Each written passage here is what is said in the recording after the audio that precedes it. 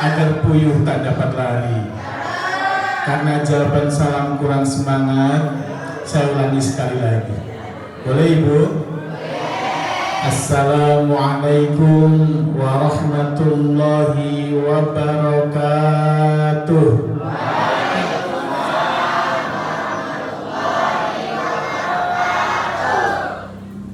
Bismillah, alhamdulillah, alhamdulillah, walhamdulillah, thumma alhamdulillah, wassalatu wassalamu ala rasulillah wa ala alihi wa sahbihi wa mawalah. La hawla wa la quwwata illa billah. Qala Allah ta'ala fi kitabil aziz, subhanalladzi asra bi'abdihi lailan minal masjidil haram ilal masjidil aqsa al-ayah amma ba'du. Hadratul afadil, para alim, para ulama, para tokoh agama, wabil khusus kepada akinal karifillah Bapak Imam Masjid Al-Amin, Bapak Taufik yang kami muliakan, kami takdimi, kepada Bapak RT 05, betul ya? Bapak RT 05 yang saya muliakan dan kita doakan semoga beliau senantiasa mencintai masyarakatnya dan dicintai oleh masyarakatnya. Amin Allahumma amin. Pada sesepuh, bini sepuh, para tokoh masyarakat, adik-adik remaja, hadirin hadirat, ibu-ibu, bapak-bapak, muslimin, muslimat, mukminin, mukminat, muta'alimin, muta'alimat, rahimakumullah. Alhamdulillah wa syukrulillah bahwasanya kita semuanya pada sore hari ini ditakdirkan oleh Allah berada di tempat yang baik dengan niat yang baik. Betul apa betul? Dengan tujuan yang baik, dalam acara yang baik, bersama orang-orang yang baik.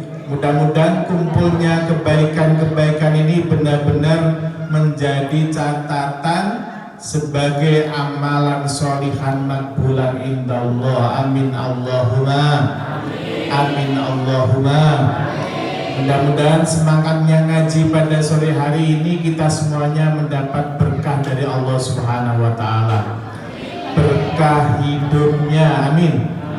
Berkah keluarganya, berkah anak cucunya, berkah pekerjaannya, berkah rezekinya. Semangat ngaji mudah-mudahan tambah baik akhlaknya, tambah kuat iman Islamnya, tambah semangat ibadahnya, dikabulkan seluruh doa-doanya, dan semoga selamat dunia akhiratnya. Amin ya rabbal alamin. Ibu, bapak yang saya muliakan, sesungguhnya yang akan ngisi pada hari ini itu ibu sudah tahu siapa? Oh belum, memang belum, nggak dikasih tahu jamaah ya. Aslinya yang akan ngisi di sini itu Ustadz Dr. Zaki, Ponpes Asalam. Yang tadi Pak RT kan ngertinya itu. Kemudian hari ini beliau qadarullah sedang sakit di rumah sakit Ibu. Nah kita doakan mudah-mudahan cepat sembuh, amin Allahumma amin. Tak ada rotan akar pun jadi, tak ada Ustadz Yaki amin pun gak apa-apa ya Bu. Jangan kecewa ya Bu. Halo, ini beliau sedang sakit dan kita tuh bersyukur banget, Masya Allah. Ibu, ini sebelum pengajian mulai, Ibu tahu nggak di Indonesia sekarang orang sakit itu jumlahnya berapa? Gak tahu. Kita hitung bareng-bareng ya Bu. Saya itu pernah membaca bahwa di Indonesia ini ada 3.155 rumah sakit Ibu. Ada 10.400 puskesmas.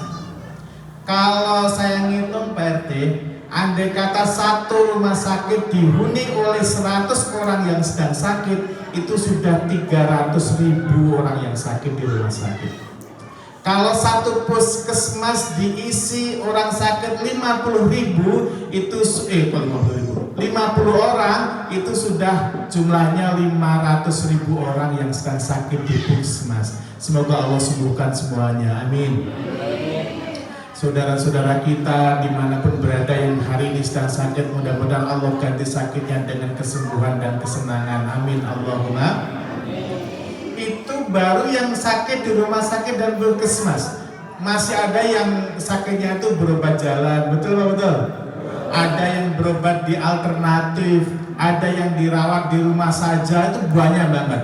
Andai kata kita ngambil contoh yang di rumah sakit sama yang di puskesmas saja, berarti paling sedikit di Indonesia ini Ibu hari ini itu jumlah orang sakit adalah 800.000 orang. Apa ini maksudnya Pak RT? Artinya apa? Kalau hari ini kita bisa hadir di Masjid Al-Amin ini dengan keadaan sehat walafiat, maka sungguh kita itu lebih beruntung dibandingkan dengan 800.000 orang di Indonesia. Alhamdulillah. Alhamdulillah. Maka kita tuh harus bersyukur banget ini. Badan sehat, alhamdulillah. Ngaji bisa berangkat, alhamdulillah. Jumpa sahabat, alhamdulillah. Ditambahi nikmat, alhamdulillah. Salatullah, salamullah ala Toha Rasulillah. Salatullah, salamullah ala Yasin Habibillah. Bisa ibadah, alhamdulillah. Ana solihah, alhamdulillah.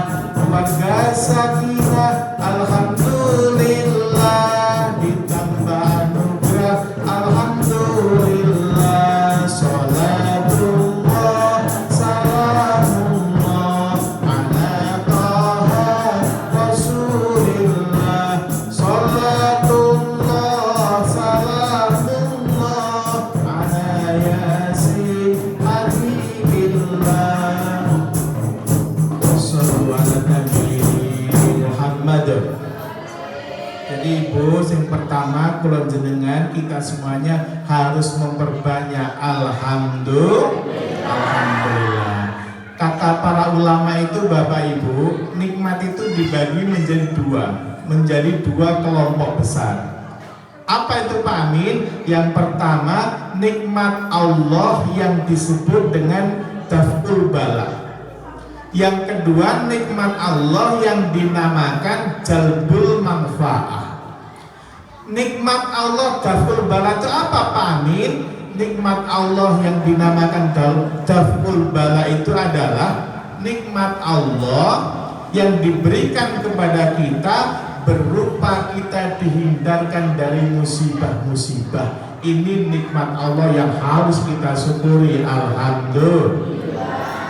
Ibu-ibu, bapak-bapak dari rumah ke masjid ini jauh, pakai motor, bannya nggak kempes, itu nikmat Allah namanya daf'ul bala, dihindarkan dari musibah. Dari rumah mungkin tak mau kemana, pas hujan jalan licin, ada lubang, ibu masuk ke lubang itu kendaraannya terus ibu nggak jatuh, ini nikmat daf'ul bala namanya, yang harus kita syukuri. Setuju Ibu? Kemudian kita berada di Pemayongan ini, berada di Kabupaten Tebo, jauh dari banjir bandang seperti yang kita lihat di medsos itu Pak RT. Jauh dari tanah longsor, betul sih? Jauh dari puting beliung. Ini semuanya adalah nikmat dari Allah Subhanahu wa Ta'ala yang harus kita syukuri, yang dinamakan dengan nikmat daf'ul bala. Makanya kita harus banyak mengucapkan alhamdulillah. Kemudian nikmat yang kedua nikmat yang dinamakan jalbul manfaah. Apa itu Pak Amin? Nikmat jalbul manfaah ini adalah nikmatnya Allah, karunia Allah yang diberikan kepada kita berupa manfaat-manfaat atau kesenangan-kesenangan yang bisa kita rasakan.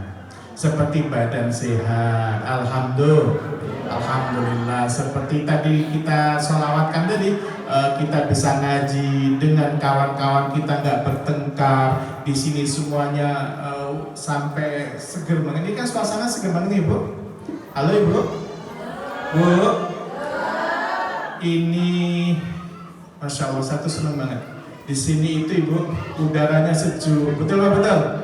Kalau udaranya sejuk, terus kita udah seger-seger kayak gini, harinya nggak panas, nggak terik. Ini kita udah mandi, udah bersih, udah makan siang. Enaknya ngapain Ibu?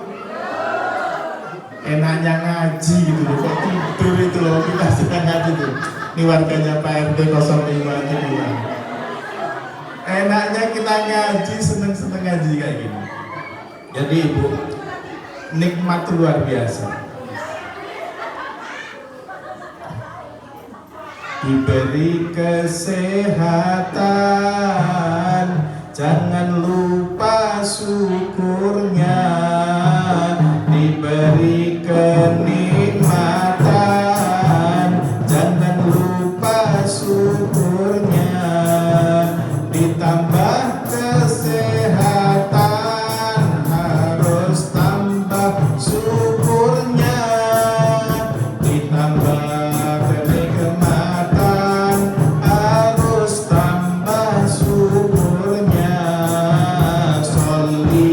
wasalim da'iman ala ahmada, sholli wasalim da'iman ala ahmada, wal ali wal ashabi man qad waqada, wal ali wal ashabi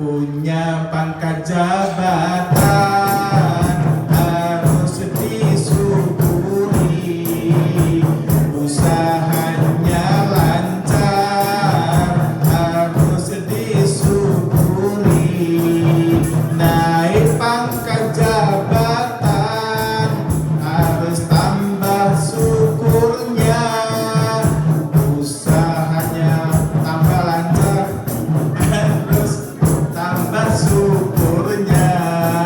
Sholli wasalim da'iman ala ahmada, sholli wasalim da'iman ala ahmada, wal ali wal ashabi man qad wahada, wal ali wal ashabi man qad wahada.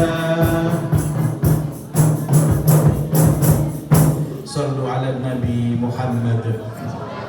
Ibu ibu bapak yang saya muliakan, nikmat itu ada dua macam, daf'ul bala sama apa yang satu bu? Jalbul manfaat. Dua-duanya ini adalah karunia Allah yang wajib kita syukuri. Betul apa betul ibu? Setuju ibu? Bahkan Rasulullah Shallallahu Alaihi Wasallam menyampaikan, afdhalud doa alhamdulillah. Sebaik-baik doa itu alhamdulillah. Dan ibu harus meyakini, Pak RT harus yakin bahwa apapun yang ada pada diri kita, apapun yang terjadi pada diri kita, itu adalah takdir terbaik. Halo ibu? Semua yang terjadi kepada diri kita, baik itu nikmat jalbul bala atau nikmat jalbul manfaat, atau bahkan kadang-kadang sesuatu yang kita tidak sukai sekalipun, itu sesungguhnya terbaik bagi kita kalau kita tahu. Cuman kadang-kadang kan kita nggak sabaran ya bu, ini kok susah banget sih, kok kayak gini kok terjadi kepada saya, padahal itu pasti terbaik. Bu, saya punya kisah begini bu. Saya ada kisah, ada seorang tukang becak bu. Tukang becak itu kalau di sekarang kan sudah ada bentor ya. Tahu bentor pak? Becak motor. Nah ini yang bapak ini, dia tukang becaknya tuh masih becak pancal itu. Jadi kalau kerja seharian tuh mancarin becak itu tuh seharian. Kalau dia pas rame bu, paling rame becak itu dapatnya 100.000. Jadi gitu tuh 100.000. Kalau pas sepi 40.000, kadang 60.000, bahkan kadang sampai 25.000.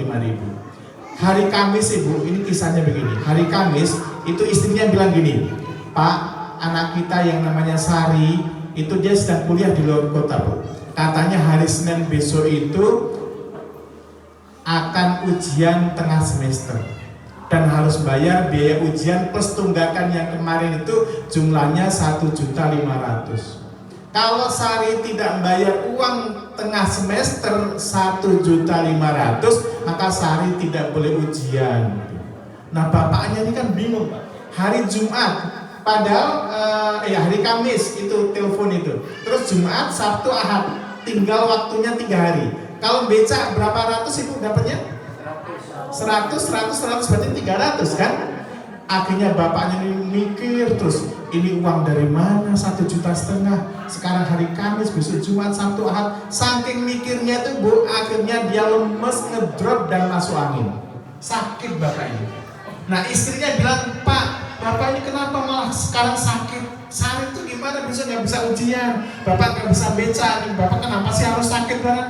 Akhirnya apa? Setelah kayak gitu, ya memang saya sakit, akhirnya dia sakit nggak beca. Nah bapaknya ini Pak RT, Pak Imam, bapaknya tukang beca ini ahli jamaah.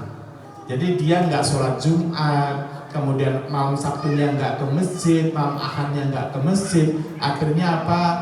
Pak Imam jamaah itu bilang sama Pak Imam, ini Pak Fulan ini sudah 3 hari nggak ke masjid. Ceritanya dia tuh sakit tuh. Oh sakit ya iya. Pak Imam bagaimana kalau kami usul kita tengok Pak Fulan habis isya bersama-sama. Kata Pak Imam begini, saya setuju nengok Fulan, bapak yang sering beca itu, tapi saya nggak setuju kalau ditengok bareng-bareng. Loh kenapa Pak Imam? Kalau kita nengoknya satu jamaah ini rame-rame ke rumahnya dia, saya khawatir kalau pas istrinya itu nggak punya gula, nggak punya kopi, nggak punya teh, nanti malah ngerepotin. Dan kan ruang tamunya juga nggak begitu besar, nanti kita malah berdesak-desakan. Terus gimana Pak Imam? Sekarang gini aja, kita sepakati, kita nengok Pak Fulan tukang beca itu satu-satu, sendiri-sendiri, nanti ganti-gantian. Nah akhirnya betul ibu, sepakat. Habis isya dia datang ke Pak Fulan. Tamu pertama datang, Assalamualaikum, waalaikumsalam, istrinya menyapa. Terus dia ngomong, Pak, bapak itu nggak sholat jamaah di masjid, ternyata sakit ya. Kemudian Pak tukang becanya bilang gini bu, sambil gigil tuh, iya gitu. Akhirnya sudah, mudah-mudahan cepat sembuh. Dia kasih amplop ibu, di bawah bantal tuh 100.000. Hanya berapa bu? Hanya berapa kali? Sekali itu kan? Ini kalau Allah menskenario itu luar biasa. Hanya sekali. Datang lagi, Pak Fulan, kamu tuh udah sakit dari kapan itu kok jamaah tuh jadi nggak rame, kita jadi nggak ngobrol tuh. Dia bilang tuh, malam Jumat gitu. Akhirnya sudah, mudah-mudahan sabar ya, mudah-mudahan cepat sembuh. Dia pakai amplop lagi, taruh di bawah bantal, 100 lagi. Hanya berapa? 2 kali dapat 200. Padahal kalau seharian itu rame 100.000. Datang lagi gitu, Pak, kamu tuh sakit apa sih yang dirasakan? Dia bilang, panas dingin. Udah 100 lagi. Sampai jam setengah 11 Pak, nggak berhenti jamaah itu. Kemudian ibunya bilang gini, Pak, setelah tamunya udah pulang semua, ibunya bilang gini, Pak, ini amplop banyak banget ini di bawah bantal, saya rapikan ya. Iya, silakan dirapikan. Akhirnya dirapikan. Kemudian ibunya bilang, Pak, saya buka sekali nih ya, saya hitung. Kan biasa ya Pak RT, ibu-ibu kan nggak sabaran kan kalau lihat amplop itu kan. Saya hitung dulu, boleh dihitung. Nah ketika dihitung, ibunya kaget, ibunya bilang gini, Pak, apa? Surplus Pak. Surplus kenapa itu? 2 juta. Si tukang becanya bilang, berapa? Langsung tegak dari berbareng itu Pak. Langsung sembuh 2 juta. Padahal uangnya yang dibutuhkan sehari berapa? 1,5 juta. Surplus, kata ibunya itu. Akhirnya bapaknya bilang, kalau kayak itu Sari di telepon, minta rekeningnya, kita transfer lewat Briling gitu. Tapi ini udah malam Pak, udah jam 11 ini gitu. Gak apa-apa, dia paling belum tidur. Akhirnya dia bilang gini, Sar, udah tidur belum ibu? Tolong kirim rekening, ini mau kirim 1,5 juta. Loh, kata ibu kemarin belum punya, bapak bilang juga belum punya. Terus ibunya bilang, Sar, untung bapakmu tuh sakit. Untung bapakmu sakit. Coba kalau nggak sakit itu. Sekarang surplus Sar, kamu minta 1,5 juta, dapatnya 2 juta. Padahal ibunya tadi yang pertama kali kan dongkol ya, Bu, kenapa bapak harus sakit? Kita mau cari uang dari mana gitu. Inilah kalau Allah menghendaki kita, Bu, apapun yang terjadi itu gampang. Kadang-kadang sesuatu itu baik menurut kita tapi belum tentu baik menurut Allah Subhanahu wa taala. Betul enggak betul? Kadang-kadang sesuatu itu dirasakan oleh kita, dilihat oleh kita tuh nggak begitu menarik, tapi ini di belakang kita ada Allah Subhanahu wa taala yang mengatur. Jadi kita itu hari ini tuh hanya sedang menjalankan takdir baik Allah Subhanahu wa taala saja. Makanya kita nggak boleh ngeluh. Betul Bu? Banyak-banyak bersyukur kepada Allah Subhanahu wa taala. Ibu yang saya muliakan, nah kenapa kita kok harus bersyukur? Karena begini Bu, maaf Ibu, halo Ibu, saya belum ke Isra Mi'raj ya, ini ekstra pengajiannya, ekstra dulu. Soalnya sekarang tuh banyak yang nggak syukur, dan memang Allah Subhanahu Wa Taala berfirman, wa qalilum min ibadiyas syakur, ini surat Saba ayat 13. Dan sangat sedikit dari hamba-hambaku yang bersyukur. Nah ketika kita bahas syukur kayak gini, insya Allah nanti kita termasuk, mudah-mudahan termasuk dari yang sedikit hamba-hamba Allah itu yang senantiasa mensyukuri nikmat Allah Subhanahu wa taala.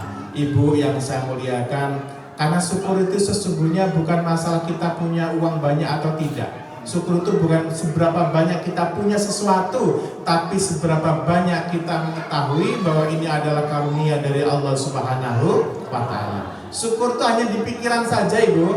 Bu, ada nenek-nenek, seorang nenek-nenek itu hari-harinya nggak pernah ceria. Hari-harinya tuh nangis terus, Pak. Hari-harinya ngeluh terus.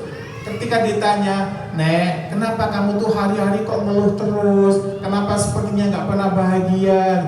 Nenek ini bilang gini, saya tuh punya 2 cucu. Satu cucu saya itu jualan payung, yang satu lagi cucu saya itu jualan rujak es krim. Yang satu jualan payung, yang satu jualan rujak es krim.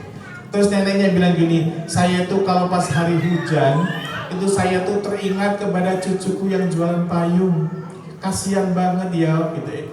Kalau dia hujan tuh ingat cucunya yang jualan rujak es krim. Kasihan banget cucuku yang dia kok jualan es krim sementara hujan dingin kayak gini. Siapa yang mau beli? Pasti dia sedih. Akhirnya dia nangis. Ketika pas terik matahari dia ingat yang jualan payung. Duh, cucuku yang jualan payung gimana, kayak gini, apa laku apa tidak, kok nggak hujan gitu. Akhirnya kayak gitu, Bu. Kemudian dinasihatin, Nek, sekarang gini aja lah, coba diganti pikirannya itu. Kalau pas hujan, ingatlah kepada yang jualan payung. Ketika yang pas hari kemarau, ingatlah kepada cucunya yang jualan rujak es krim. Akhirnya dipraktekkan dan sejak itu si nenek nggak pernah sedih lagi. Si nenek ini nggak pernah nangis lagi, dia hanya bergembira dan mengucapin alhamdulillah. Ini syukur ibu. Orang kalau nggak syukur itu susah. Misalnya ibu ini pergi ke pasar, uangnya jatuh 10.000, nangis gitu. Ditanya kawannya, Bu, kamu tuh kenapa kok nangis? Uangku jatuh, belanja belum komplit. Berapa? 10.000. Akhirnya dikasih, udahlah cuma 10.000 aja. Ini aku ganti, saya gantikan. Yang penting nanti bisa belanja. Dikasih 10.000. Orang yang bersyukur mengucapin apa, Bu? Alhamdulillah, terima kasih. Tapi orang yang nggak bersyukur dia nangisnya lebih kenceng. Loh, Bu, kenapa kalau lebih kenceng nangisnya kenapa? Gitu. Dia bilang, coba kalau nggak jatuh kan saya punya 20.000 gitu. Orang yang nggak syukur tuh kayak gitu berarti. Masya Allah. Ada juga sebuah kisah ibu, seorang ibu dia nyebrang lautan, kalau bahasanya sini itu kayak di Lampung Merak itu. Kapal tenggelam, kemudian banyak orang menjerit-jerit dan sebagainya tuh. Ada satu ibu ini, dia tenang saja bu, tenang banget. Dia berenang sebisanya. Akhirnya ditolong oleh tim SAR. Akhirnya dia diselamatkan dan diwawancara itu. Ditanya, ibu, ini orang-orang menjerit-jerit semua, panik semua. Kenapa ibu kok begitu tenang gitu? Ibunya bilang, saya tuh punya 2 anak. Satu di seberang sana yang sekarang yang akan saya kunjungi. Kemudian anak saya yang satu itu sudah meninggal beberapa tahun yang lalu. Saya nyebrang ini saya tenang aja, karena kalau saya bisa selamat sampai ke seberang sana, saya akan bahagia karena berjumpa dengan anak saya di sana. Kalau saya harus tenggelam dan saya mati, saya juga akan bahagia karena saya akan ketemu dengan anakku yang sudah meninggal dahulu. Ini luar biasa ibu. Jadi bahagia itu sebenarnya mudah, asalkan kita banyak-banyak bersyukur. Ibu yang saya muliakan, jadi mudah-mudahan yang hadir di sini kita termasuk hamba-hamba Allah yang bersyukur. Amin Allahumma. Amin Allahumma. Contoh lain ini biar ibu lebih mudah. Kalau ahli syukur itu bu, misalnya ibu ke kebun, di semak-semak itu ada bunga mawar. Ada bunga mawar yang sangat indah. Ahli syukur, dia akan mengatakan, Masya Allah, di semak-semak kayak gini kok ada bunga mawar yang begitu indah. Itu ahli syukur. Tapi kalau ahli kufur ini dia akan mengatakan, duh sayang banget ya, bunga seindah ini kok di semak-semak gitu. Hanya berbolak-balik kalimat saja, tapi ini mempengaruhi hati kita. Kalau orang yang bersyukur dikasih daging bandeng, dia akan mengatakan alhamdulillah gitu. Ini dagingnya banyak banget, lebih banyak daripada durinya. Tapi kalau bagi orang yang nggak bersyukur dikasih bandeng goreng, dia bilang tuh bandeng ini banyak durinya, kan gitu ya. Oleh karenanya ahli-ahli pengajian Masjid Al-Amin mulai hari ini tidak boleh ngeluh lagi. Kita harus banyak-banyak mengucapkan alhamdulillah. Ibu yang saya muliakan, selanjutnya kita mulai ke Isra Mi'raj. Ini belum mulai pengajiannya, tadi baru ekstra. Isra Mi'raj itu terjadi 2 tahun sebelum Nabi Hijrah. Jadi Isra itu artinya berjalan di malam hari. Itu Isra artinya ibu. Secara bahasa, secara lughatan, Isra itu berasal dari kata asra yusri isra'an, artinya berjalan di malam hari. Kalau Mi'raj, ini pengajiannya pelan-pelan ya bu, biar paham. Mi'raj itu apa Pak Amin? Mi'raj itu artinya naik tangga atau tangga. Mi'raj itu tangga. Kalau bahasa santrinya itu nih ada yang mondok di Romu, ada apa namanya? Itu ada pelajaran sorof namanya, berasal dari kata a'roja yu'roju aurujan wa ma'rojan fahuwa arijun wa daka ma'rujun a'rij la ta'rij ma'rojun mi'rojun itu artinya tangga. Jadi saya tanya lagi bu, Isra artinya apa? Berjalan di malam hari. Mi'raj tangga. Jadi kalau bapak-bapak ini yang hadir di sini sholat isya terus pulang dari Masjid Al-Amin ini sampai di rumah itu kok ibunya bilang gini, Pak, gas kita tuh habis loh. Padahal besok tuh saya tuh mau masak pagi-pagi banget. Kata bapaknya, lo kenapa masak harus pagi-pagi? Lo bapak lupa ya, besok kan saya mau rewang di tetangga itu. Dia kan mau sunatan plus mantu gitu. Jadi jam 9 tuh saya harus rewang, makanya saya harus masak habis subuh-nian. Kalau gasnya nggak ditukar hari ini, sekarang ini, maka nanti kesiangan. Nah terus gimana? Tolonglah Pak, tukarkan gas ke warung. Akhirnya bapaknya ini pegang starter motornya di starter, bawa gas kosong, pergi ke warung. Itu namanya isra. Secara bahasanya itu dia sedang isra, berjalan di waktu malam. Setelah bawa gas, pulang ke rumah, hari hujan, hujannya deras. Ibunya bilang, ya ini kalau nggak dibetulin bocor gendeng itu, rumah kita bisa banjir gitu. Nah terus gimana? Saya ambil tangga ya gitu. Saya ambil tangga, terus nanti saya pegangin, bapak yang betulin gentengnya. Boleh. Akhirnya gas ditaruh, ambil tangga, betulin genteng bocor. Itu bapaknya namanya apa? Mi'raj. Itu betul gitu. Jadi kalau Pak RT tanya, Pak, tadi malam tuh kemana gitu? Rapat RT kok nggak datang? Tadi malam saya itu Isra Mi'raj Pak RT gitu. Itu pas gitu. Itu betul secara bahasa.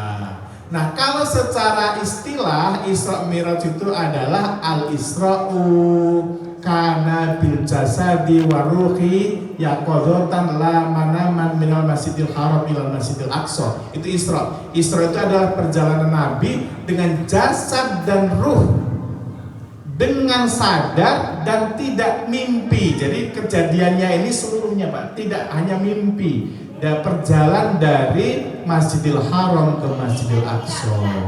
Makanya ibu-ibu zaman dulu itu, karena Nabi Muhammad itu kok berjalannya nggak mimpi, bener-bener seluruh badannya itu ikut dan dalam keadaan sadar, maka orang-orang zaman dulu tuh yang sudah beriman jadi kafir lagi, nggak percaya karena nggak masuk akal. Yang kafir tambah lagi kekafirannya. Sampai-sampai riwayat Aisyah, hadis riwayat Bukhari dari Aisyah itu menyampaikan ada seseorang datang dari Quraisy namanya Nadir bin Haris. Dia menemui Abu Bakar.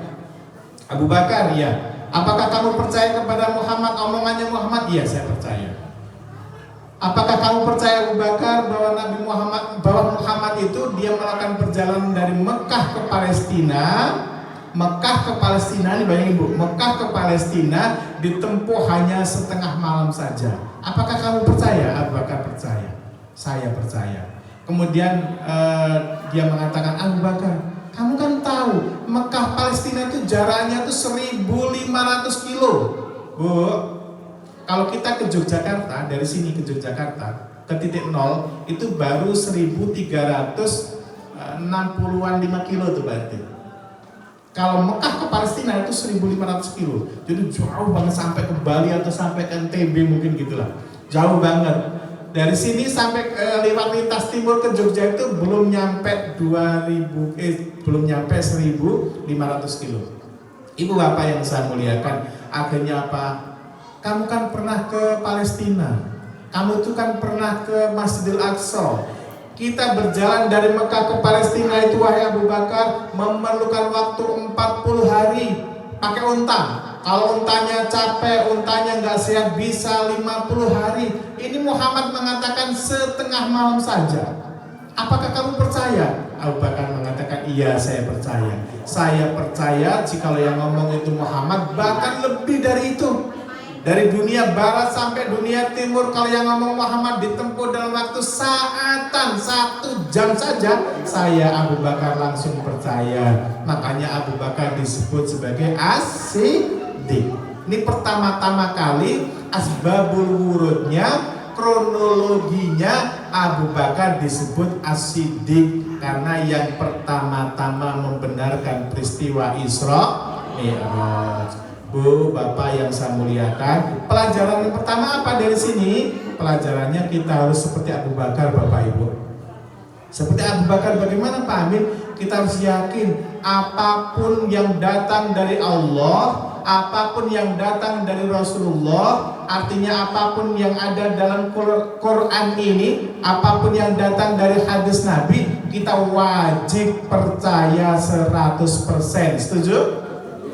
Kita wajib percaya 100%. Setuju Ibu? Kalau dengan selain keduanya boleh kita nggak percaya. Nih Ibu, saya nggak percaya tuh apa yang diomongin Pak Amin. Boleh nggak? Boleh, boleh saja. Saya paling percaya sama Pak Amin itu 46% aja. Boleh. Kita nggak percaya sama pejabat yang di Jakarta. Boleh. Kita nggak percaya dengan menteri-menteri itu. Boleh-boleh saja. Tetapi kalau dengan Allah dan Rasulnya, kita wajib percaya. Dan yang didatang dari Allah dan Rasulnya itu adalah kebenaran. Paham Ibu? Bu? Semua yang datang dari Al-Quran, semua yang datang lewat hadis Nabi adalah benar 100%. Setuju Bu? Bu? Misalnya gini, Nabi menyampaikan aurat wanita itu dari semua tubuhnya kecuali wajah dan telapak tangan. Jangan percaya apa mboten? Percaya apa mboten? Dilakoni apa mboten? Dilakoni apa mboten? Alhamdulillah, harus percaya dan dilaksanakan. Ini Masya Allah Pak RT ini luar biasa, ibu-ibu ini cantik-cantik semua ya. Kerudungnya bagus-bagus dipakai semua, ada yang ungu, ada yang merah, ada yang hitam, ada yang biru, ada yang coklat, ada yang sekali bayar, ada yang 2 kali bayar, ada yang 3 kali bayar gitu ya. Tapi luar biasa ini. Ini karena iman. Saya yakin kalau nggak iman nggak ada kayak gini. Bu, saya mohon Ibu kalau misalnya di medsos, di Facebook, ini kan sekarang musim medsos tuh, tetap aja pakai seperti ini. Boleh kita foto-foto, boleh pakai kita main TikTok, tapi kerudungnya jangan dilepas. Setuju Bu? Soalnya kenapa saya sampaikan kayak gini, karena Pak Imam diri bujang itu Bu, Masya Allah. Ini bukan aib ya, tapi diri bujang itu Bu, bapak-bapak, untuk menahan pandangan itu susah banget. Susah banget. Diri bujang itu ada muslimat, itu sudah pakai kerudung kayak ibu-ibu tuh, bajunya juga panjang, roknya itu panjang segini, cuman belah aja tuh sampai sini Bu. Ada diri bujang itu, sehingga kalau jalan itu biar gitu. Ini jangankan Pak RT, saya yang terkenal sebagai ustadz saja tuh bingung. Kalau dilihat dosa, tidak dilihat mubazir, gitu ya. Susah banget itu. Iya Ibu. Nih, kalau dulu kan ngertinya ya kayak gitu di Jakarta sana ya, di TV, sekarang udah sampai kemana-mana. Bahkan saya cerita sebentar ini, mau ketemu saudara-saudara di sini. Ini rahasia ya Bu. Rahasia. Mumpung istri saya nggak ikut ini. Saya tuh pernah naik motor Ibu. Kejadiannya tuh di Jalan 29 Perintis sampai ke KUA, ke Masjid Taqwa itu lah. Saya pakai motor Ibu. Ketika saya pakai motor, di depan saya tuh ada seorang muslimat boncengan dia, boncengan. Dia mungkin pulang ngaji. Yang bonceng itu kakinya itu diserempangkan gitu, mungkin ya Bu. Ini kan Bu, kakinya itu boncengnya itu, bonceng ke samping, kakinya dia apa kayak gini tuh namanya bahasa Indonesia gitu. Dilipat gitu ya kakinya itu. Sedangkan saya di belakangnya, akhirnya saya tuh ngeliat betis terus. Betis tuh nampak terus. Saya bilang gini, ya Allah, ini kalau saya teruskan saya dosa lihat betis terus itu. Akhirnya apa? Saya niat dalam hati, saya ucapkan juga dengan lisan, saya niat salib ya Allah. Kemudian saya mengatakan nawaitu nyalib betis lillahi ta'ala. Gitu. Saya salib itu berarti. Betis itu saya salib. Ini masih di Jalan 29. Sampai di kurang lebihnya itu belum sampai ke lapangan itu kalau bapak-bapak tahu. Sampai di lapangan yang sering tuh rame-rame kalau ada acara itu saya disalib oleh seseorang. Dia naik motor sendirian itu pakai celana pendek remaja putri. Masya Allah, ini bujang. Saya mikir ya Allah, tadi saya nyalip betis kok dapat celana pendek kayak gitu. Tapi bagaimanapun juga saya nggak boleh menikmati lama-lama. Akhirnya saya salib juga Pak. Nawa itu Nawa itu nyalip celana pendek lillahi ta'ala. Aman alhamdulillah. Sampai ngelewatin jalan Lesmana, sampai ke jalan yang buruk itu, dan deket kantor lurah itu saya disalib lagi, Bu. Disalib sama orang remaja putri juga, boncengan, dan yang belakang yang bonceng itu kaosnya itu ketat sekali sampai punggungnya itu nampak. Punggungnya nampak, mohon maaf ini nggak boleh dibayangin ya Pak RT ya. Sampai celana dalamnya itu nampak. Masya Allah kayak gini. Saya mikir ya Allah, tadi pertama saya nyalip, saya lihat betis, saya takut dosa, akhirnya saya salib. Ketika saya salib saya dapat celana pendek, saya salib lagi. Sekarang malah dapat punggung yang nampak kayak gini. Saya takut ya Allah, kalau saya nyalip takut nanti ada apa-apa lagi. Ya sudah, saya nikmati saja. Allah Akbar. Ini pengalaman yang tidak boleh ditiru Pak RT. Tapi begitulah susahnya hari ini memang. Kita untuk qaudul basar perintahnya itu kan. Tetapi ya dunianya kayak gitu. Makanya kita banyak-banyak istighfar dan banyak-banyak mengucapkan alhamdulillah. Ibu bapak yang saya muliakan, pokoknya apapun yang diperintahkan Allah, yang disampaikan Allah, apapun yang disampaikan oleh Rasulullah, kita wajib percaya 100%. Dan kebenaran itu tetap kebenaran, walaupun kemasannya nggak menarik, walaupun hanya disampaikan oleh anak-anak kecil, walaupun hanya disampaikan oleh orang gila sekalipun. Contoh, ibu-ibu sedang ngobrol atau bapak-bapak sedang ngobrol di teras, azan berkumandang, ada orang mengatakan, Pak, Bang, azan. Itu orang gila yang ngomong. Itu dengar ke azan, kamu tuh ngobrol lama banget berjam-jam, ayo sholat gitu. Yang ngomong orang gila. Kita harus nurut nggak? Nurut sholat nggak? Nurut, walaupun yang ngomong orang gila, karena yang disampaikan adalah sebuah kebenaran. Sama kalau ibu-ibu masak telur itu kan keluarnya dari dubur ayam ya Bu. Terus kalau ibu bilang aku tuh nggak suka telur, soalnya dia tuh keluarnya dari dubur ayam, telur tuh nggak enak. Itu bukan telurnya yang nggak enak, lidah ibu aja yang sakit, benar kan? Jadi keluarnya dari siapapun, dari apapun, tapi kalau dia kebaikan harus kita terima. Walaupun itu disampaikan oleh tokoh nasional, dikemas dengan kelap-kelip bagus luar biasa, tapi kalau dia itu menyampaikan sesuatu yang tidak baik, kita wajib tidak percaya, walaupun tokoh sekalipun. Ini beberapa waktu yang lalu, kalau ibu tahu, kalau bapak-bapak ingat, ada tokoh nasional mengatakan begini Bu, semua agama itu baik, semua agama itu bagus, semua agama itu nanti akan menjadikan umatnya masuk surga. Ini baik apa baik Bu? Ini tidak baik. Ucapan kayak gitu nggak baik. Ucapan kayak gitu tuh nggak benar. Semua agama benar, semua agama baik itu nggak boleh titik sampai situ. Harusnya koma. Semua agama benar menurut keyakinannya masing-masing. Kalau semua agama benar itu bahaya. Saya Amin Zubaidi kalau ditanya Pak Amin, apakah Islam itu agama yang paling benar? Iya, saya Islam adalah agama yang paling benar. Terus Kristen, Hindu, Buddha gimana Pak Amin? Saya nggak ngurusin. Wah kalau kayak gitu nggak toleran Pak Amin. Kalau mengatakan semua agama benar, kalau mengatakan Islam yang paling benar berarti yang Kristen salah. Saya nggak ngerti, jangan tanya saya, tanya Pak Pendeta ya kan? Karena kita itu orang Islam, kita ngurusin yang Islam saja. Sama seperti misalnya nih Pak RT ditanya, Pak RT siapa perempuan yang paling cantik?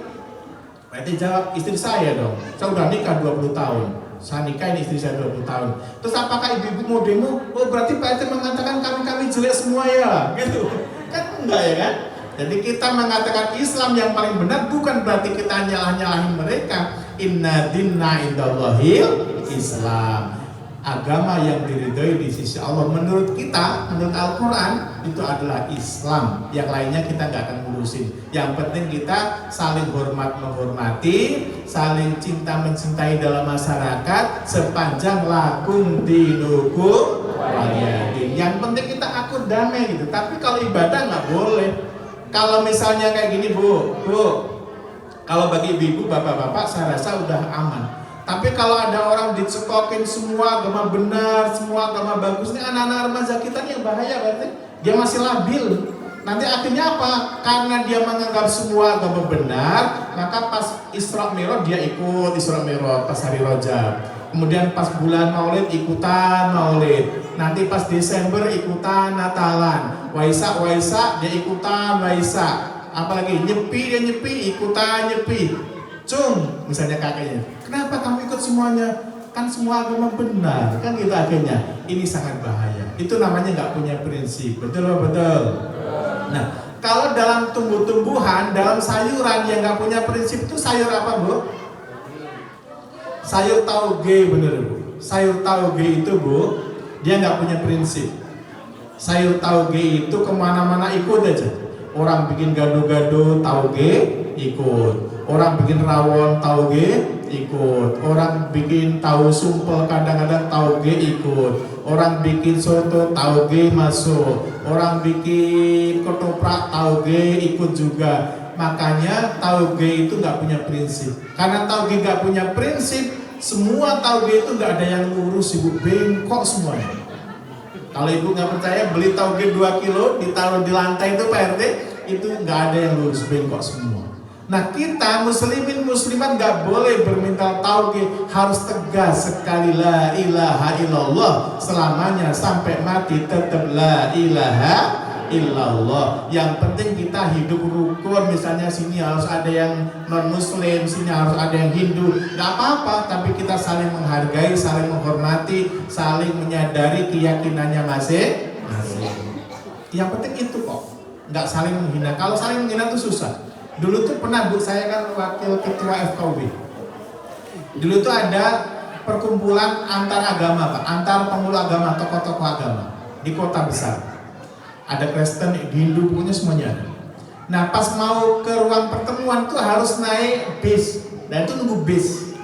Ketika nunggu bis, bisnya datang. Ini ada pendeta, ada ustadz ya. Kemudian pas naik bis, ustadznya bilang begini, Bismillahirrahmanirrahim gitu. Dia naik Bismillah. Kata pendetanya bilang gini, Pak Ustadz, ini bis kota bukan Bismillah, katanya gitu. Si Kristennya itu.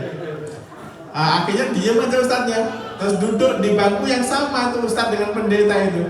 Ketika jalan bisnya, tiba-tiba mendung, hujan gitu, petir nyamber di mana-mana. Pendetanya bilang haleluya gitu. Pendetanya bilang gitu. Terus ustadznya bilang, Pak Pendeta, itu halilintar bukan haleluya gitu. Ini kalau saling menghina itu akhirnya nggak ada ketemunya, ya kan? Semuanya agama benar menurut kepercayaannya masing-masing gitu, Ibu. Karena ini orang-orang liberal tuh kayak gitu. Orang-orang liberal tuh sering mengatakan gitu. Ada kemarin, Ibu, lulusan pondok pesantren Jawa Timur. Dia akhirnya ngambil kuliah di Amerika. Pulang dari Amerika dia ngomong ini, mungkin karena terdoktrin itu Pak RT, dia ngomong ini, Islam itu nggak benar gitu. Islam itu setiap Idul Adha melakukan pembantaian ribuan hewan yang nggak berdosa, dibantai, disembelih gitu. Nah, ini kan pemikiran-pemikiran keliru. Padahal kita itu adalah untuk berkorban. Dia mengatakan gini, coba kalau nggak usah disembelih, nggak usah dibelikan kambing, nggak usah belikan sapi, kita kumpulin aja uang, kasihkan fakir miskin, kata dia kayak gitu, seolah-olah bener kan? Tapi enggak ini. Kalau masalah ngasih fakir miskin, kita udah punya 5 hal. 1, zakat. 2, infak. 3, sedekah. 4, hadiah. 5, hibah. Sudah komplit. Yang itu memang untuk korban. Terus kalau kita mikir itu dinamakan pembantaian, padahal dia makannya juga ayam, ya kan? Tadi saya dijamu rusa, masya Allah. Masa dosa bantai rusa gitu. Ada KFC tahu KFC ya? Chicken dulu.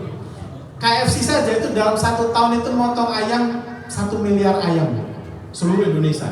150 negara itu yang jualan KFC itu banyak banget.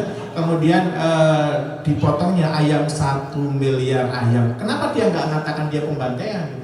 Tapi giliran umat Islam berkorban dikatakan pembantaian. Nah, kayak gini itu yang saya sampaikan adalah walaupun yang ngomong tokoh nasional, profesor, doktor, tapi kalau dia nggak jelas, nggak benar, kita wajib membantahnya. Setuju, Bu? Setuju, Bu? Ini adalah keyakinan kita. Ini iman. Ini Isra Mi'raj itu pertama adalah iman. Kita harus percaya kepada Allah Subhanahu wa taala. Dan iman inilah yang akan menyelamatkan diri kita. Betul apa betul? Ibunya ini solihah, bapaknya solih, nanti akan masuk surga bersama-sama. Alhamdulillah. Ada juga ibu kalau nggak solihah dua-duanya, walaupun di sini deres bareng, dodol sawit bareng, kerja bareng suami istri, kalau nggak solih dan nggak solihah, bisa aja bapaknya di surga, ibunya di neraka. Bisa saja ibunya di neraka, bapaknya di surga. Na'udzubillahi min. Karena memang ada, Bu, ada yang suaminya di surga, istrinya di neraka, ada nggak? Siapa, Bu? Nggak tahu. Iya. Tahu lagi dari bapak ke anak. Ada yang anaknya di surga, bapaknya di neraka, ada nggak? Contohnya Nabi Ibrahim alaihissalam. Ibrahim itu nabi, bapaknya para nabi bahkan. Kemudian ayahnya namanya Azar, dia produsen berhala, Pak. Memproduksi berhala itu dijual, makanya anaknya di surga, bapaknya di neraka. Ada lagi yang bapaknya di surga, anaknya di neraka. Siapa contohnya dalam Al-Quran? Nabi Nuh, ya benar, Nabi Nuh, pinter banget. Nabi Nuh itu nabi, dakwah ratusan tahun, dia masuk surga, bahkan termasuk ulul azmi. Anaknya Kan'an itu gak beriman, makanya Kan'an anaknya di neraka, bapaknya di surga. Ada yang suaminya di surga, istrinya di neraka. Siapa? Nabi Lut. Nah, Nabi Lut itu nabi, Bu. Istrinya berada di neraka, suaminya di surga. Istrinya Nabi Lut siapa, Bu? Ada yang tahu istrinya Nabi Lut namanya siapa? Halo? Tak kasih dia Aqua. Segar. Istrinya Nabi Lut itu adalah Bulut. Ibu Lut kan? Istrinya Bulut. Cuman kalau aslinya adalah Wa'ilah. Istrinya Nabi Lut itu Wa'ilah namanya. Bu, istrinya Nabi Lut siapa namanya? Wa'ilah. Kalau jenengan tadi itu jawab istrinya Bulut, istrinya Nabi Lut itu Bulut, dapat hadiah sebenarnya nggak apa-apa. Ada lagi yang istrinya di surga, suaminya di neraka. Siapa, Bu? Asia, suaminya Fir'aun. Fir'aun itu nanti di neraka, Asia di surga. Ada lagi yang suaminya di surga, istrinya di surga, anak-anaknya di surga, cucunya di surga, umatnya di surga. Siapa? Nabi besar Muhammad Sallallahu Alaihi Wasallam. Seperti kita ini yang hadir di sini, insya Allah nanti masuk surga semuanya. Amin Allahumma. Amin Allahumma. Ada yang lebih parah, Pak Imam. Yang lebih parah adalah suaminya di neraka, istrinya di neraka. Siapa itu? Abu Lahab. Ini pintar banget. Abu Lahab. Abu Lahab itu di neraka, istrinya di neraka. Karena dua-duanya jahat. Makanya kalau orang Pemayungan sini suaminya jahat, istrinya jahat, berarti dia golongan tabat yada itu. Misalnya ada gitu ya. Itu dua-duanya jahat. Dan siapa nama istrinya Abu Lahab? Siapa? Abu Lahab. Nama aslinya adalah Arwa binti Harb bin Umayyah. Itu istrinya itu. Julukannya siapa? Julukannya siapa, Bu? Julukannya adalah Ummul Jamil. Apa artinya Ummul Jamil itu, Pak Amin? Ibunya kecantikan. Jadi istrinya Abu Lahab itu julukannya itu ibunya kecantikan. Dia itu cantik banget. Pokoknya cantik luar biasa. Pipinya itu putih kemerah-merahan, nggak putih pucat. Kayak apel Australia itu loh, putih kemerah-merahan. Kalau ibu-ibu ini kan kayak apel Malang ya. Kalau istrinya Abu Lahab itu cantik banget. Tetapi secantik apapun, seayu apapun, kalau bahasanya Jawa itu, kalau dia nggak solihah, nggak beriman, dia tetap di neraka. Na'udzubillahi min dzalik. Ojo tumeh ayu, banjur do kemayu. Ojo tumeh ayu, banjur do kemayu.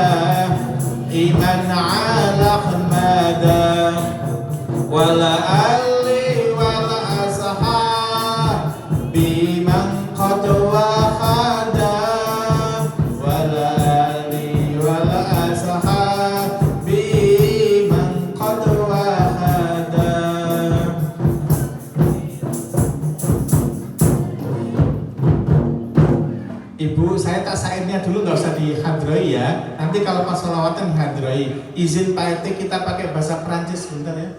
Nanti kita diterjemahkan.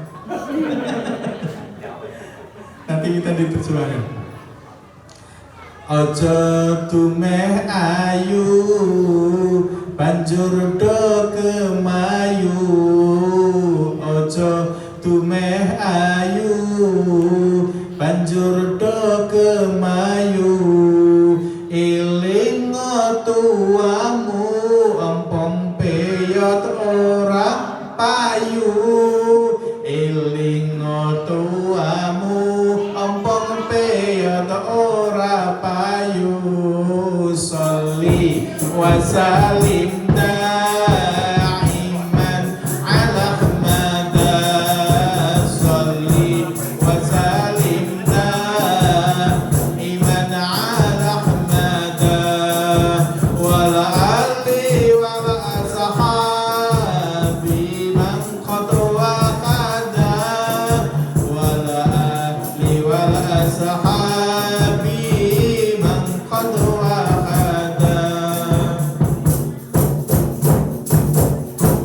Ojo tumeh bagus banjur do bagus. Ojo tumeh bagus banjur do bagus. Bagus yen ora atus ambune kaya wedhus. Bagus yen ora atus ambune kaya wedhus. Sholli wa salim daiman ala Ahmad. Sholli wa salim daiman ala Ahmad. Wal ali wal ashabi man qad waqada. Wal ali wal ashabi man qad waqada. Sallu ala Nabi Muhammad. Ustaz, Mohon ampun. boleh apa namanya ilmu. Jadi kita kemayang ada muslim, ada non muslim. Jadi waktu non muslim jadi meninggal, bahkan sikap perlakuan itu. Ya. Ini langsung diskusi. Ya wajib.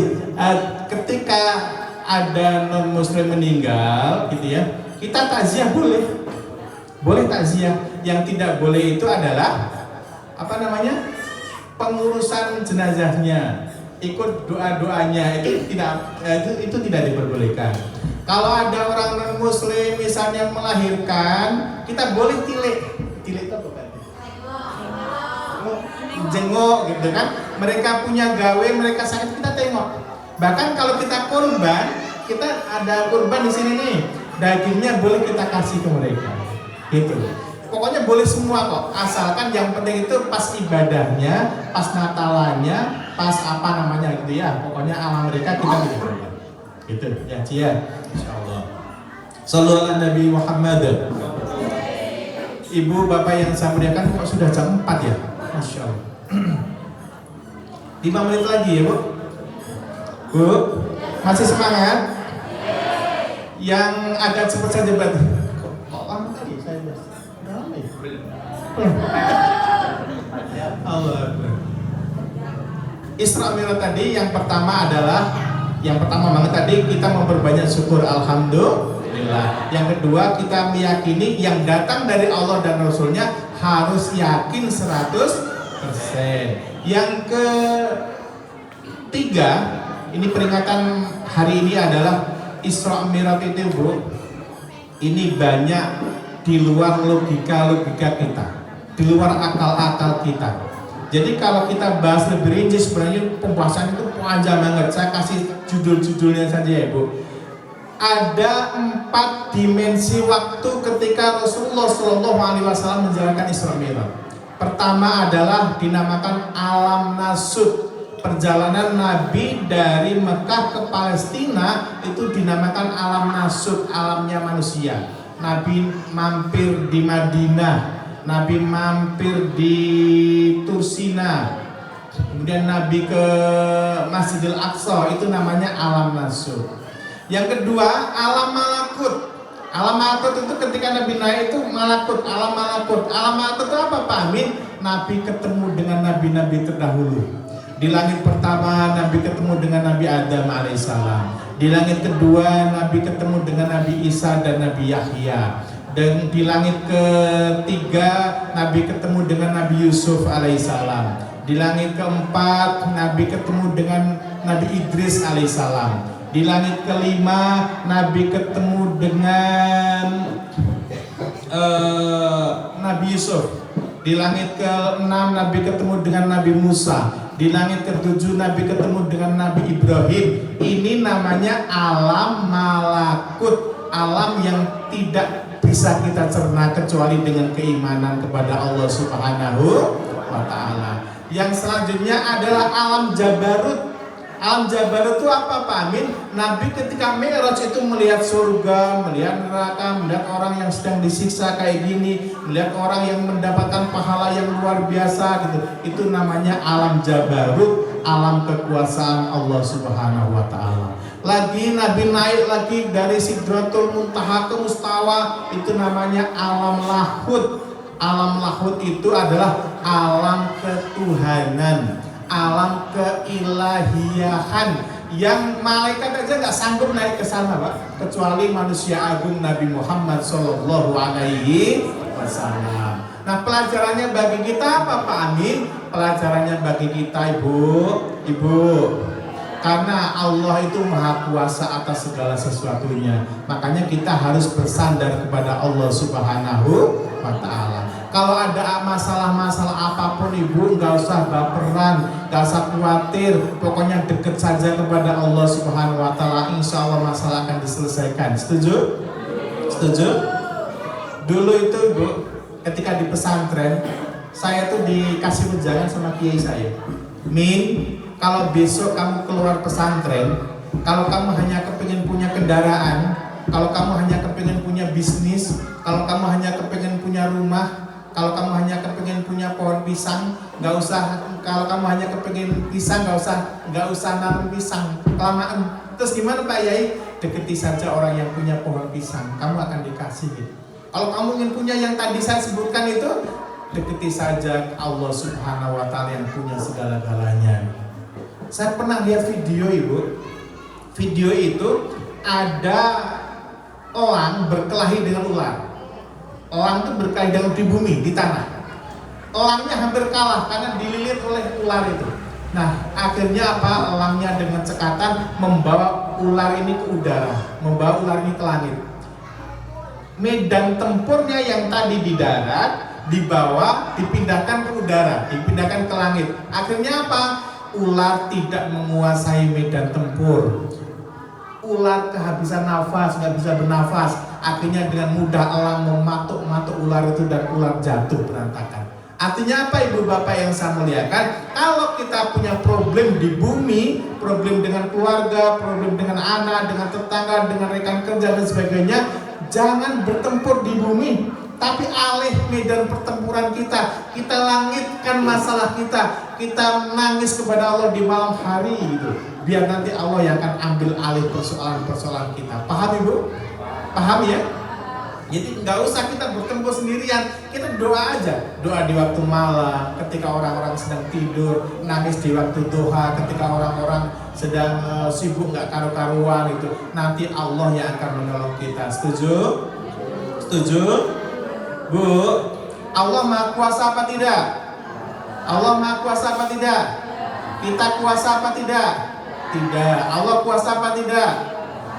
Contohnya kemarin begini bu, ibu kenal Donald Trump? Masih ingat gak? Donald Trump, Presiden Amerika. Donald Trump ini bu, kemarin kan mengancam Timur Tengah, ya kan? Donald Trump mengatakan begini, kalau tawanan-tawanan Israel tidak segera dibebaskan oleh Hamas, maka sebelum saya dilantik, kata Donald Trump mengatakan dengan sombongnya, mengatakan begini bu, hell will break loose in the Middle East gitu. Tahu artinya Bu? Saya juga gak ngerti Pak. Asal-asalan aja, yang penting kan penampilan ya Pak. Trump itu mengatakan gitu, hell will break loose in the Middle East. Trump mengancam neraka akan pecah di Timur Tengah. Tapi apa yang terjadi? Los Angeles yang jadi nerakanya. Betul-betul. Los Angeles yang kebakaran luar biasa kayak gitu. Sampai hari ini belum padam. Sampai hari ini Bapak itu sampai ke New York itu udah mulai kebakaran tuh. Hanya dikirim 2 tentara sama Allah, api dan angin saja itu. Kalau Allah berkehendak tuh Masya Allah semuanya selesai. Walaupun menurut akal kita nggak ketemu, betul nggak betul? Makanya kita dekatkan diri kepada Allah. Amerika itu Bu membantu Israel untuk menyerang Gaza itu sudah habis 290 triliun. Itu kalau dibelikan cendol banjir semua sini. Kalau dibelikan cendol semua. Berapa itu Bu? 290 triliun Amerika ngasih Israel untuk menyerang Gaza. Hanya beberapa hari Allah ngirim tentaranya api dan angin di Los Angeles, kerugiannya sekarang 4.200 triliun Pak. Yang negara superpower kayak gitu, makanya nggak boleh sombong, betul apa betul? Nggak boleh, jangan mentang-mentang punya kuasa, punya pangkat, punya senjata canggih terus sombong, nggak boleh. Bu, orang yang sombong itu Bapak ibarat dia sedang menari-nari di pinggir jurang dalam keadaan mata tertutup kain hitam. Cepat atau lambat dia pasti akan terjungkal. Itu orang yang sombong itu. Iblis itu dulu kan di surga, benar nggak? Ketika Allah mengatakan, Iblis, kenapa kamu nggak mau sujud kepada Adam? Ini perintahku. Iblis mengatakan, ya wahai Allah, anna khairum minhu. Saya lebih baik daripada dia. Khalaqtani minar wa khalaqtahu min tin. Saya diciptakan dari api, Adam dari tanah. Api lebih bagus daripada tanah. Saya nggak mau sujud ke Adam. Akhirnya apa? Allah berfirman, Iblis, ini surga, bukan tempatnya sombong, keluar kamu. Fa innaka rajim, sesungguhnya kamu terkutuk. Iblis Ibu sudah di dalam surga, sombong dikeluarkan. Apalagi masih di Pemayongan. Apalagi masih di Pemayongan sini kok sombong. Masya Allah nggak akan masuk surga. Makanya kita nggak boleh sombong ya Bu. Kita harus baik-baik semuanya kepada kawan, kepada sanak, kepada dulur. Pokoknya kita baik-baik semuanya, damai semua, hatta kepada non-muslim sekalipun. Ibu yang saya muliakan, jadi Allah itu kuasa. Qulillahumma malikal mulki tu'til mulka man tasya wa tanzi'ul mulka mimman tasya wa tu'izzu man tasya wa tudhillu man tasya biyadikal khair innaka ala kulli syai'in qadir. Allah yang punya segalanya. Allah memberikan kerajaan kepada siapa saja yang Dia kehendaki. Allah mencabut kerajaan siapa saja yang Dia kehendaki. Allah memuliakan siapa saja yang dikehendaki. Allah menghinakan siapapun yang Beliau kehendaki. Biyadikal khair innaka ala kulli syai'in qadir. Dan segala kebaikan di tangan Allah Subhanahu wa ta'ala. Kalau ayat ini Ibu belum percaya, ayat ini dilanjutin ya Bu. Tulijul laila fin nahari wa tulijun nahara fil lail wa tukhrijul hayya minal mayyiti wa tukhrijul mayyita minal hayyi wa tarzuqu man tasya'u bighairi hisab. Allah memasukkan malam ke siang bisa. Tadi malam gelap gulita, sekarang jadi terang benderang bisa. Apalagi kalau hanya menyembuhkan penyakit-penyakit kita, gampang banget bagi Allah. Betul apa betul? Allah menjadikan siang ke dalam malam juga bisa. Hari ini terang benderang, nanti malam akan gelap, Allah mampu. Apalagi kalau hanya membahagiakan kita, apalagi kalau hanya menyarutangkan utang-utang kita, gampang banget bagi Allah Subhanahu wa ta'ala itu Ibu. Ibu, Allah menghidupkan orang yang mati bisa, mematikan orang yang hidup juga bisa. Dan di akhir ayat itu Allah menyatakan wa tarzuqu man tasya'u bighairi hisab. Allah memberikan rezeki kepada siapapun yang Dia kehendaki, Pak. Bighairi hisab, tanpa diduga-duga, tanpa dihitung-hitung. Makanya kita dekat saja kepada Allah. Dan kalau ada masalah, ini hikmah Isra Mi'raj yang ketiga ini Bu, jangan baperan. Terakhir Bu, saya tanya Bu, Kalau misalnya ibu punya sumur, sini sumurnya berapa meter dalam? Oh deket ya? Kan ya, cetek ya? Apa cetek itu? Jauh-jauh. Ya. Misalnya sumur ibu itu dalam banget 15 meter misalnya, 20 meter. Kemudian kemarau tuh panjang banget ibu, sampai airnya nggak ada lagi. Sumur tuh sat itu apa Pak? Kering gitu ya, sampai sumurnya tuh kering gitu, nggak ada airnya, didalemin tetap aja kering karena kemaraunya panjang. Itu tanda-tandanya apa ibu? Kalau kayak gitu tuh tanda-tandanya apa? Iya kemarau itu, kemarau terus kering, itu tanda-tandanya apa? Iya kekuasaan. Ya tak kasih tahu jawabannya bu. Kalau sumurnya udah dalam, kering karena kemarau panjang, itu tanda-tandanya akan segera hujan. Tidak mungkin kemarau panjang selama-lamanya, nggak mungkin itu ibu. Kalau jenengan itu kok punya masalahnya kok kayaknya tambah muncak, itu tanda-tandanya akan ada solusi. Nggak mungkin tuh, semakin masalahnya ruwet, semakin masalahnya itu berat, oh ini berarti akan selesai. Kayak malam itu bu, malam nanti maghrib kan gelap, agak gelap, terus gelap banget, muncul yang namanya fajar. Tidak ada hujan yang tidak pernah berhenti, tidak ada badai yang tidak berlalu, tidak ada masalah yang tidak selesai. Dulu kan kita udah hidup banyak banget ini, bertahun-tahun ada masalah tapi selalu selesai kan berarti? Selalu selesai. Jadi tidak ada jamaah pengajian Al-Amin terus ada masalah terus baperan enggak. Bu, kita nggak boleh putus asa. Saya boleh cerita satu bu, saya tuh kok agak cepet banget nih soalnya udah jam 4 lebih.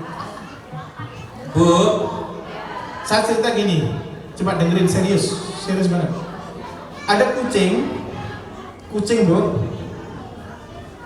ngejar tikus di ruang tamu, ada tikus dikejar sama kucingnya, terus kejar lagi, tikusnya lari ke dapur, kejar lagi nggak ketemu, lari ke kamar mandi, dikejar lagi sama kucingnya, tikusnya lari ke kamar tidur kita, dikejar lagi nggak ada, dikejar lagi, tikusnya lari banget.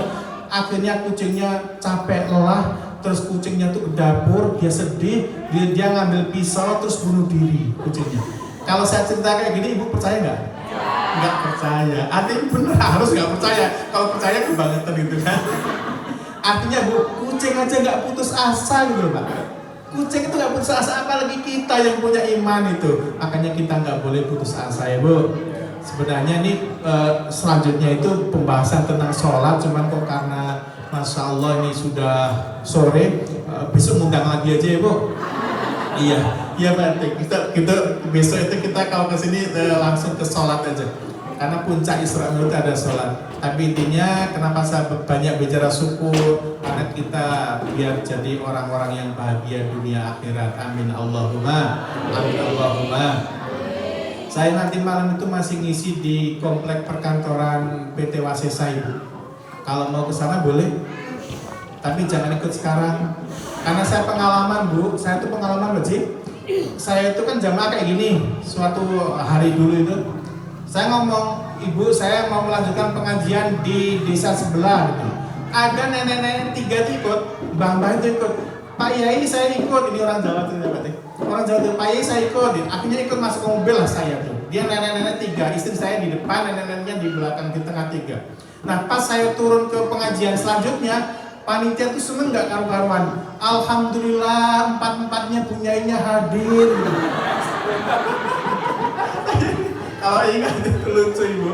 Itu nenek-nenek dikira istri saya semua 4-4-nya itu. Nanti kalau ibu mau ke sana jangan bareng saya lah ya. Iya. Terima kasih ibu, alhamdulillah rabbil alamin, mudah-mudahan ada manfaatnya dan saya akhiri. Wassalamualaikum warahmatullahi wabarakatuh. A'udzubillah.